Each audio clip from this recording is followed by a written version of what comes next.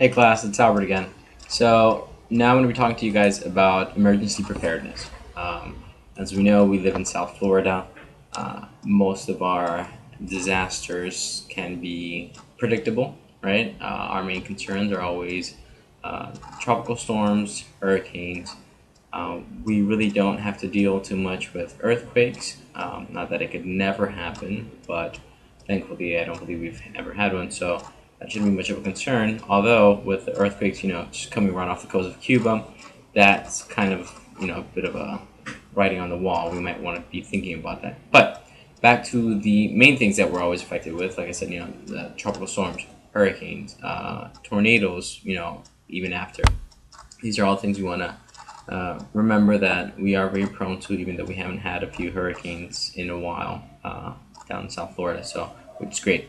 But anyway, so the things we want to keep in mind, right, when we're preparing for any type of natural disaster, you want to have always the basics, ready to go.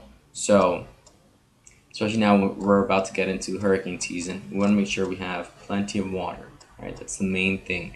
We can go a day or two, without eating, but we really can't go that much without water. So, according to the standard recommendation is you should have 1 gallon of water per family member for at least 2-3 days. So, figured you want to have 3 gallons for yourself, for at least 3 days, and then do the math for the rest of your family. So, however many you're there. All right. Also, food. We want to keep non-perishables. So, canned food. Anything that won't be, like I said, perishable. And you can start with whatever you have in your cupboard now. You probably have some stuff there, and they'll last, for a long, long time. So you want to keep that in mind. All right. Also, you want to have some flashlights in case power goes out. Be very careful with candles, just because of fire hazards. But definitely get some flashlights. Get extra batteries. I believe someone had mentioned a generator. So for sure, if you can buy a generator, gas power generator. Definitely do so. Main thing on that though, you always want to keep it outside the home. Alright, you never want to keep it inside for obvious reasons, carbon monoxide poisoning. So keep that in mind. Also, you want to have a first aid kit available. So your standard band-aids, some type of cleaning solution like normal saline, sterile water, hydrogen peroxide. Also, get like trauma dressings, 4x4s, all that basic stuff, just in case someone gets injured, right? And then very important is your medications, right? Pharmacies will probably close for a while if there is a big enough disaster, so you want to make sure that you have, a big enough supply. Like I said, especially now we're getting into hurricane season, and if we do start getting hurricane warnings, hurricane watches, then if you have any type of special need for medications, you want to perhaps call your doctor and say, hey, give me an extra script. I want to have it in hand just in case anything happens. And that way you're good on that. Also, we want to keep around multi-purpose tools, right? So Leathermans, Swiss Army knives, they always come in handy. Okay, keep that. You want to keep copies of your personal documents, so passports, citizen diplomas or birth certificates, any and all that. You want to keep that safely stored somewhere.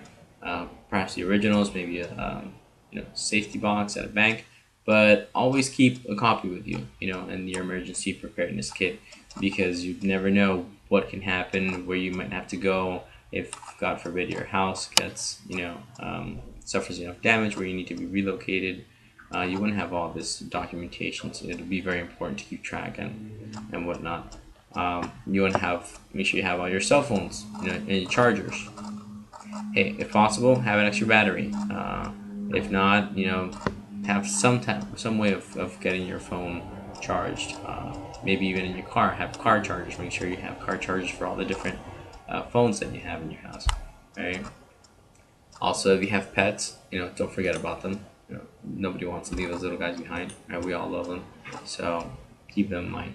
So just these are some of the tips that we want to have in the back of our head when it comes to emergency preparedness. Like I said, for the most part down in South Florida, we know in advance when we're gonna have some type of event going on. But even if we don't, you always want to have this ready. And an important thing is, if you have kids, that are of age, they can reason and whatnot, get them involved. Ask them, hey, do you want me to include something in this kit? Do you want, some reading material or games or puzzles or whatever the case may be? And then also, help them or have them, help you keep it up to date. So, the kids are great, like marking things on calendar, and they can remind you, hey, mom, dad, this is about to expire, or I think it's time to check our emergency kit again. So if we get them involved, number one, it keeps them very much involved, and that way they'll know more what to do in case of an emergency. And also, of course, it's going to help you to just make sure that all this is up to date. All right, guys, that's my presentation on emergency preparedness. Thank you very much.